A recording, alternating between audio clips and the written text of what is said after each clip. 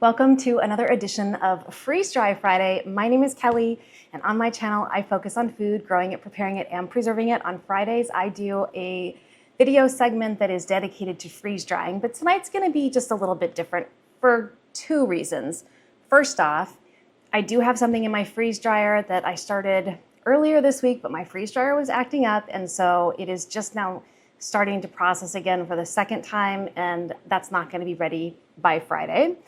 I wasn't getting a good vacuum inside my chamber, so I just had to fiddle with it a little bit. Had to tighten up the screws on the door, pull the door gasket closer to the front so it could get a good seal, and fingers crossed we're gonna finish processing that load because I'm kind of excited about that one. But the other reason I was planning to do this video is because I want to revisit this pork loin that I had done back in May that was just so incredibly hard to get rehydrated. Now, this is raw pork loin. I know a lot of people freeze dry because they want meals ready to eat that all you have to do is add liquid to in the case of an emergency or something like that. And I do have those, and they are awesome to have on hand. It really does bring you a lot of peace of mind knowing all you need is a little liquid and you have a meal ready to go.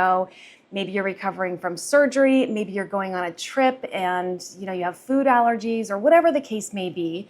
That is nice to have. But I also just like to have ingredients that I can use in whatever way I deem fit in the moment or for the day or depending on the circumstances. And meals ready to eat, they're already made into something. So I do like having ingredients, but this pork loin got the best of me.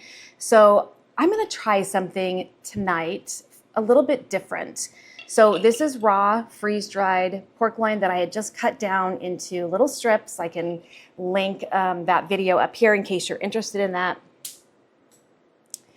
And I've got quite a bit of it. These are two of my quart-sized jars, but I have quite a bit more than this.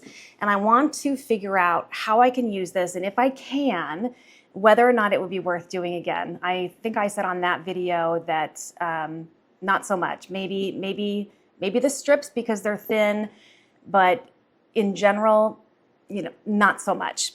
But I think this might work. So I'm going to use the Instant Pot. Excuse me. I'm going to use the Instant Pot. And I have here some Korean barbecue marinade sauce, hot and spicy. So I'm going to put some straight into the Instant Pot, just as is.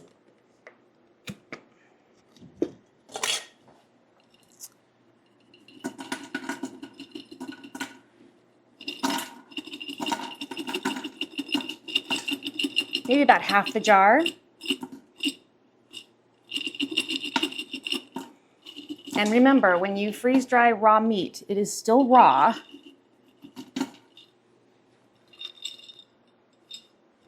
Well, we'll go, you know what, we'll do like 2/3 of the jar each.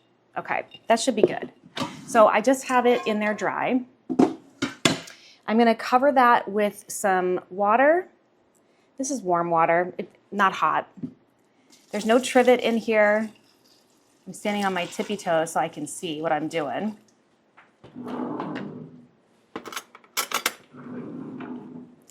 Let me just make sure that everything has good access to water, and I'm gonna just cover them,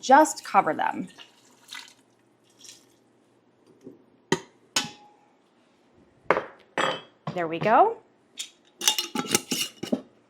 Now we're going to add a little bit of this Korean barbecue sauce. Just a splash or so, just to infuse some flavor in there. This is a nice sauce. I just opened it and tested it. It's pretty spicy, but if this works, I have the perfect application for all of this pork that I'm kind of excited about.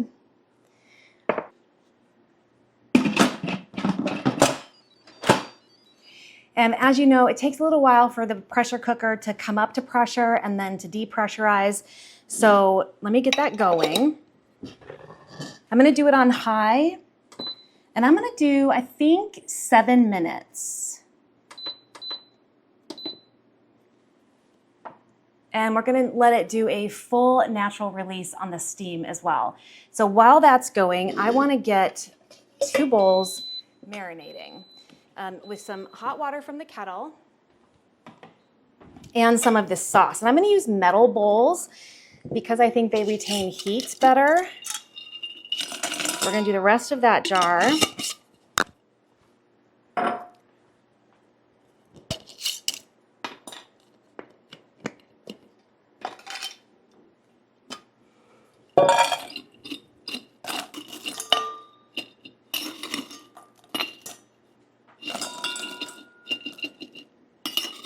This is going to be a lot of pork loin, but that's okay. I probably wouldn't use it all tonight anyway, but I can certainly freeze it or maybe even freeze dry it again. And so to these bowls, I'm going to add some of that sauce and hot water. I think this is going to help infuse flavor into the meat.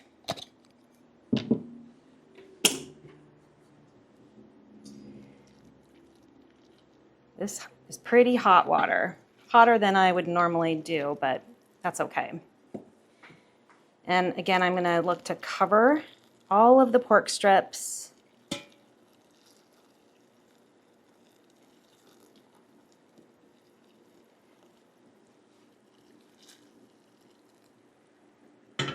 Smells pretty good. And we're going to get that stirred around and covered.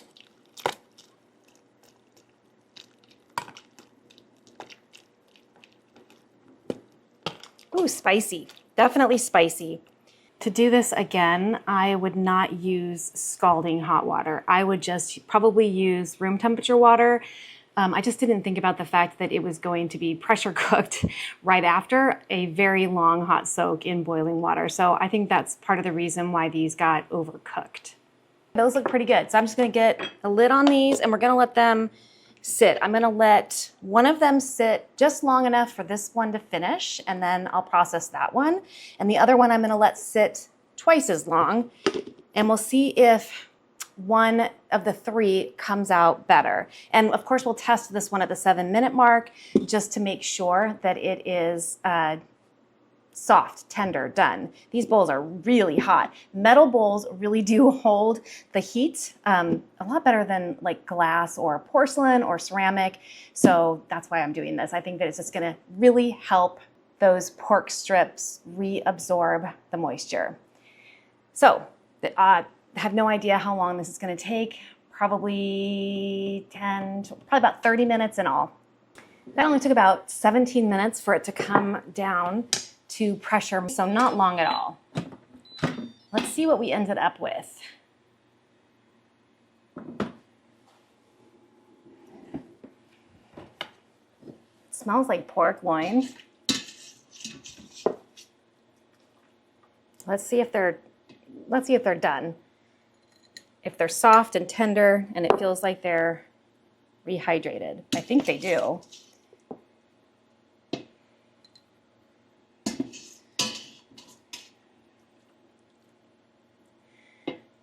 And so I am thinking of a few different ways that I could use these.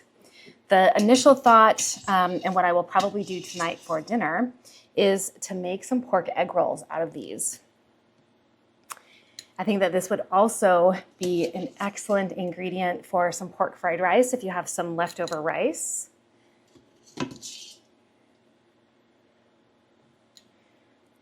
So I'm gonna get a little creative on the egg rolls because I don't have any cabbage or carrots, but I'm gonna make it work and we're gonna see how it comes out.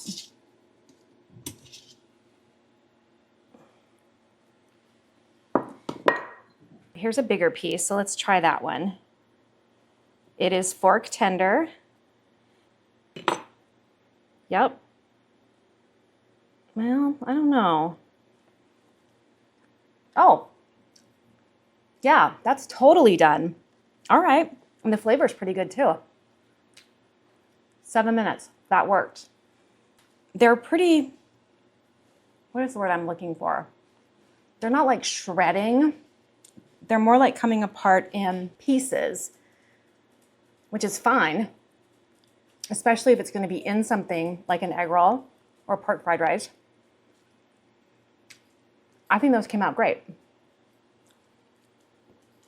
All right, it's been not quite an hour with these soaking so far. I'm gonna set this aside. We're gonna get the next batch going. I'm just gonna leave the water and the juice that's in there and pour this on top. So there will be extra juice, or extra liquid, I should say. And I think that looks just fine like that. So we'll go ahead and we'll get this one started. I'll bring you back when it's done. I'm gonna up the time on this one to 10 just to see the difference. And so as soon as the 10 minutes are up plus a vent, then I'll bring you back and we'll look at the 2 different ones and we'll cook the third. I'm just wondering if a longer pre-soak before going into the Instant Pot is gonna make any bit of a difference whatsoever. So we're gonna keep, all of these separate. So this was no pre-soak. This one was about 50 minutes pre-soaking, and then we'll see how long it is until we get this one in. But I'm excited because this is definitely salvageable. This one took a little bit longer to come down from pressure, about 30 minutes, because there was more liquid in there, so more steam. But it's done now, and I'm very interested to see what the difference is going to be. I did wash out the bowl.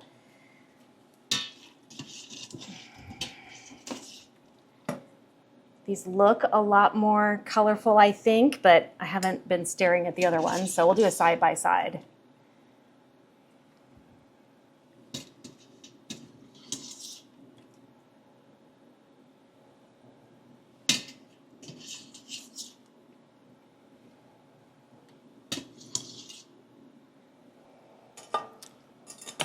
I know those are done because the other ones were done at 7 minutes and this was 10.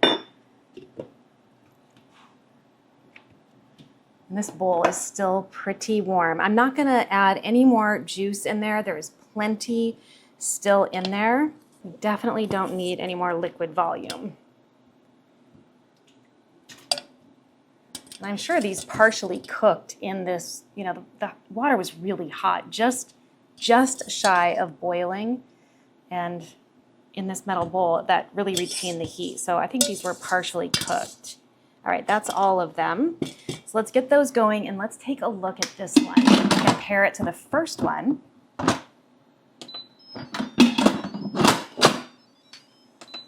And I might adjust the time on this, but let's take a look at these first. All right, here is the second batch. Definitely done. And I mean, it does just fall right apart. 7 minutes with no pre-soak, 10 minutes with a pre-soak.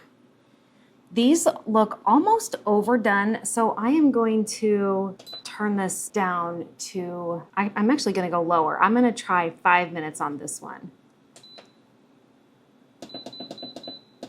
Because this looks like almost that it's been overcooked. I still think it's gonna be fine in something. Yeah, so there's the difference.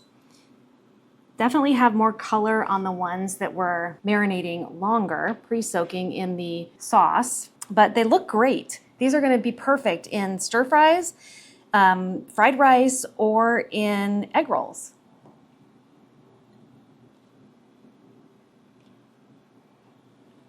I'm just gonna keep these covered and set them aside until these are done cooking. And I went out to my green stock and I picked some more green beans and I picked some of my green onions. And that's what we're gonna use to make these egg rolls. And we're gonna get started on that right now. I just picked a small handful of beans. There's quite a bit out there that I need to go pick tomorrow. I didn't get a chance to do it today and it's getting kind of late and it is gonna be about 100 again tomorrow. So since I don't have cabbage or carrots in the house right now, we are subbing with these green beans, but I am gonna try to just cut them down into thin strips like a coleslaw cabbage mix would be. I've not done this before, we'll see how it goes, but I am always of the mindset to use what you have, right? I thought that this would be a perfect application for egg rolls, and just because I don't have a cabbage mix. It's not gonna stop me. I'm just gonna improvise. We'll still get all of our veggies with these green beans and with the green onions as well. That's the first time I've grown scallions or green onions in the green stock, and man, they're doing great out there. I have them in the top tier and they're tall and lush and beautiful. Those green onions are doing fantastic. They're so tall. They're just loving that space. And there's our mama bird, because she's still watching over her babies. And this nest has definitely been abandoned. There's a little couple holes in this egg, so something has gotten in there, and that one's been abandoned. I'm just gonna go ahead and whip through these as quickly as I can. I'm not in a hurry. We still have to wait for this to finish anyway before everything is done. You know the French cut green beans that you can get in a can? They're already sliced like this. I wonder how they do that. Does anybody know? Do you know how they do that? Because this is tedious. These beans are so tender and so delicious. The other night I made Philly cheesesteak egg rolls, and they were amazing. They were utterly fantastic. And I still have egg roll wrappers left that are gonna dry out if I don't get them used. And so that's kind of what got me thinking about doing this with the pork. The egg rolls that I made the other night, I wanted to try those because of the microwave replacement. I had not even yet used the Convect oven feature on it, so I wanted to give that a try, and they came out fantastic. I did one batch in my Convect oven, the range, and then one batch in the microwave Convect, and they came out way better in the microwave than in the range. I think because they were closer to the heating element in the microwave. It worked great. Hopefully I'll get at least a year out of that microwave. As I mentioned last weekend, I do like that microwave. I just couldn't believe it died at 12.5 months. We have a lot of shredded green beans now, thin enough to mimic cabbage and carrots. It's gonna work just fine. And then I have some nice scallions here too. They're gonna be pretty minimalist egg rolls, but that's okay. Not a whole lot of color variation. Again, that's okay. So we'll do mostly green beans with a little bit of green onion. So let me get out the wrappers, and we're gonna start assembling some. I think we'll make just a couple of each just to test it out.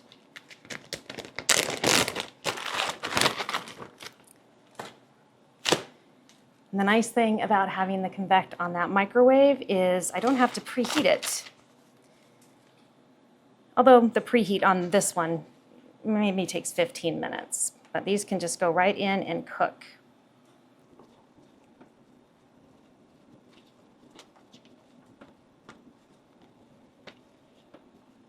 These wrappers are so old. They were in my freezer. Even last summer when my family was here, we used some of these, not this package, but they were all purchased at the same time to make the apple pie egg rolls, which were amazing. So this one is going to have a little double wrap on it, and that's fine. All right, so this is our first batch. I'm going to put a little soy sauce in a bowl. This is coconut aminos. It replicates soy sauce really well without being GMO and full of estrogen.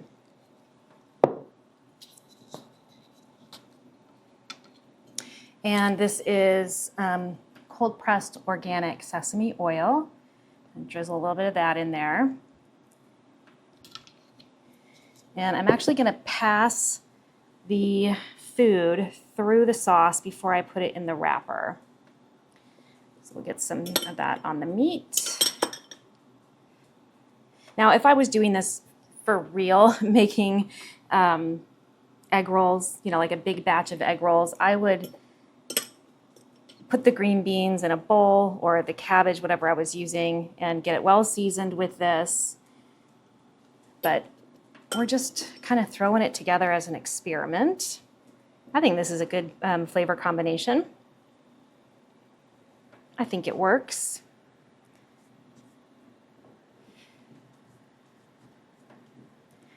My little silicone brush that I usually do this with is in the dishwasher, although I think I just heard the dishwasher turn off.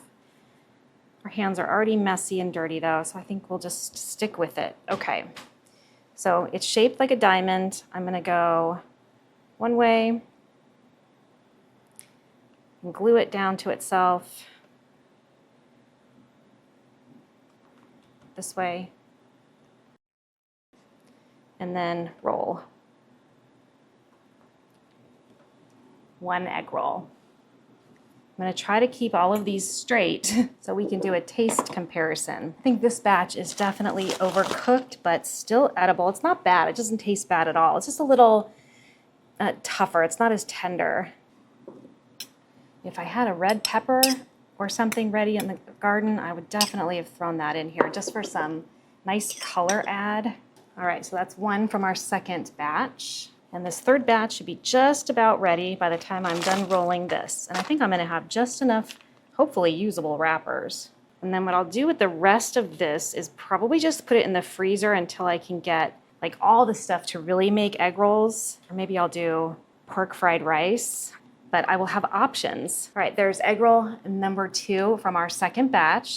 For the Convect oven for the microwave, we use the pan that has the holes in it so the air can really circulate around it. This is from the second batch, and I'm just gonna drizzle some oil over the top. I'm gonna lay the ones that were from the second batch in this orientation, the first batch in this orientation. I think that's how I'm gonna try to keep it all straight. I think they're both gonna be delicious. And then let's go ahead and release the pressure on this one. We're at 22 minutes of a natural release, and there's hardly anything left in there.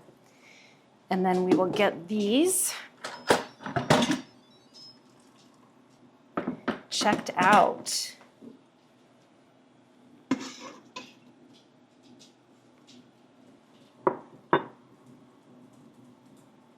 Those are hot. They don't seem a whole lot different than the first batch. I'll let those cool off just a minute and we'll give those a try, but we are gonna get some egg rolls made up with those. Hopefully I can do 2 of those.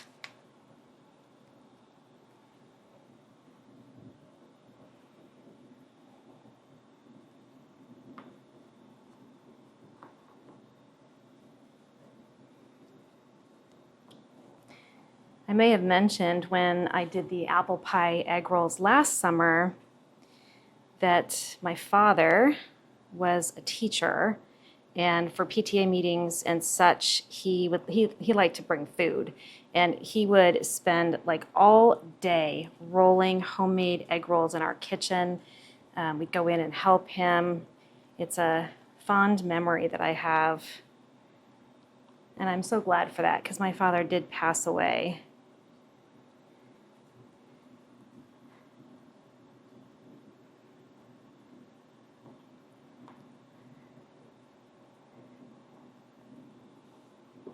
Okay, batch number 3 looks fantastic. Now we've got to do a little patching up over here because I'm missing a big piece. But I have a big piece right here, so it's going to be just fine. I think I'm just going to go right over the top of it like this.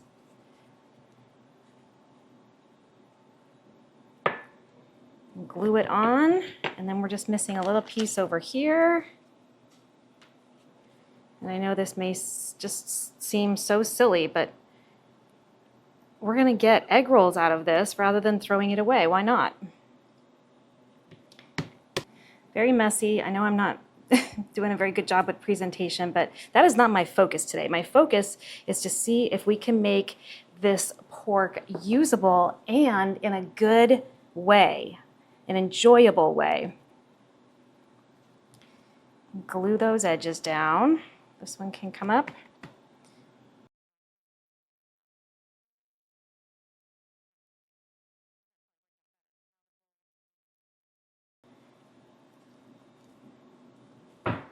And another egg roll, nobody the wiser that it was pieced together.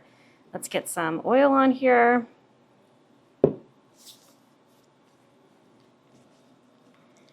And these are ready to go into the Convect microwave. All right, so we had 1, 2, and I'm gonna V, if I can, I'm gonna V the 3. So 1, 2, and 3. All right, these are gonna go in for 10 minutes, flipping them over after 6 minutes. Let me get this cleaned up so we can do a side-by-side comparison of all the different times and pre-soak versus no pre-soak. Here are our 3 different results. So here's the first one. This one has less color than the other 2, which does not surprise me because it didn't have any pre-soaking marinade on it. It just had the 7 minutes in the Instant Pot with a full natural release. This is number 2, so it had maybe a 45, 50-minute marinade before it went in for 10 minutes with a full natural release. And then our third and final is had about 90 minutes soaking in the marinade, and then 5 minutes in the Instant Pot with about a 20-minute natural release. I think the color looks good on all of them. It's darker over here, which doesn't surprise me because that one was in for the longest. But let's go ahead and give these a try.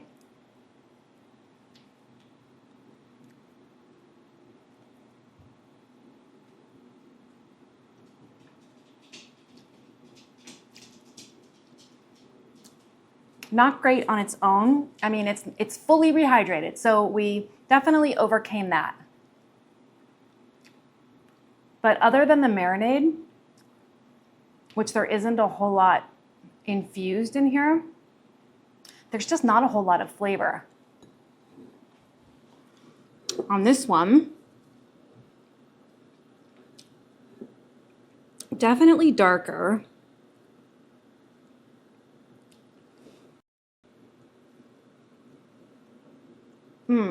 Way more flavor coming from the marinade. I don't think the pork has any flavor.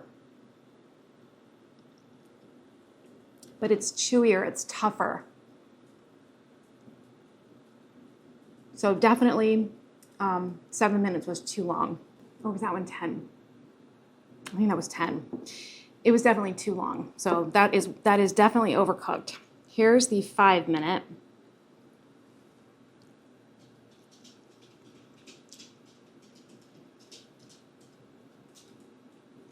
It's better.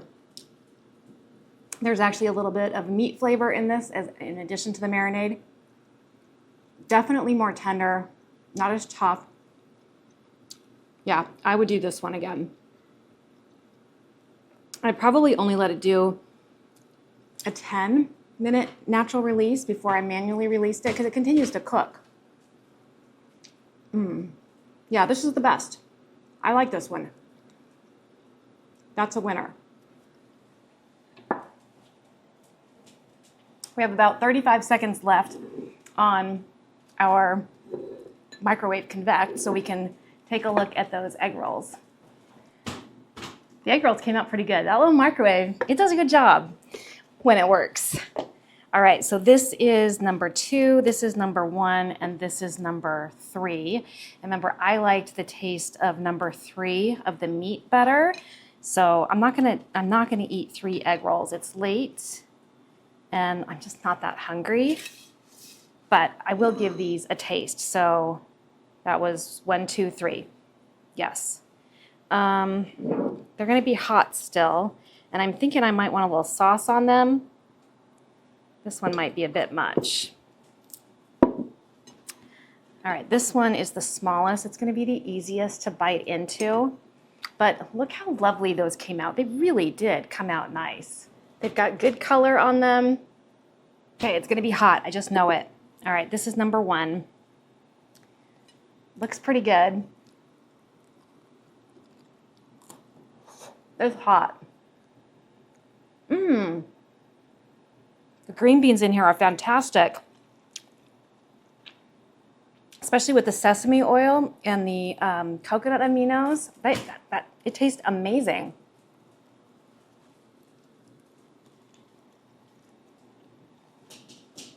It's hot and steamy. But this totally worked. This is delicious. Now, I think it would be better if it had some bean sprouts in it, probably some cabbage. Just more vegetable with different variety of texture and flavor. Same with carrots. Let me try the third one because I know I liked this meat the best, but that came out nicely too. These are hot though. Good crunch. Yeah. That was good. Let me cut one open and we'll take a look at the inside. I can't eat 3. I can't even eat like 2 right now.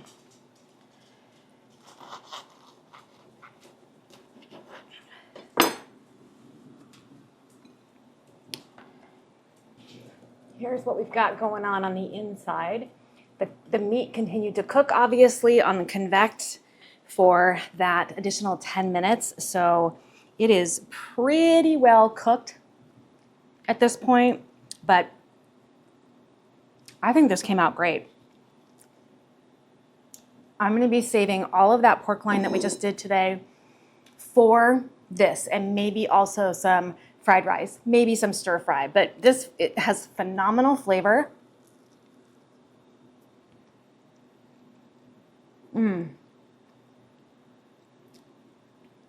It's not even too dry, but I think with some additional vegetables in here, they're gonna create more steam. It's gonna be even better.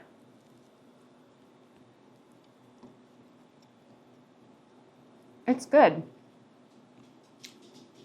We have a winner. Thank you so much for joining me for another edition of Freeze Dry Friday, where instead of freeze drying something, we revisited one of my earlier fails, trying to resurrect the raw pork loin that I had freeze dried in strips. And I think we found a winner. It's actually quite good. Next time I do that, I'm gonna do the manual release sooner, less cooking time overall, especially if they're gonna be cooked in a stir fry or in fried rice or in egg rolls, especially in egg rolls in the Convect oven. But I think that we did find success with those. These came out great. Next week, I'll be back with another freeze drying video.